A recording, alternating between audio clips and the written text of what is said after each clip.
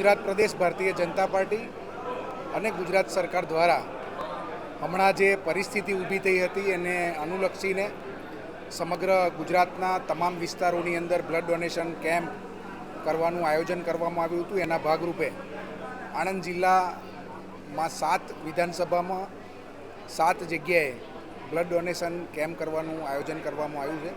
એના ભાગરૂપે આજે આણંદ વિધાનસભા પરિવાર દ્વારા આજે આ બ્લડ ડોનેશન કેમ્પનું આયોજન કરવામાં આવ્યું છે। ખૂબ ઉત્સાહપૂર્વક લોકો આ રક્તદાન શિબિરની અંદર પોતાનું રક્ત આપવા માટે મોટી સંખ્યામાં લોકો ઉપસ્થિત છે।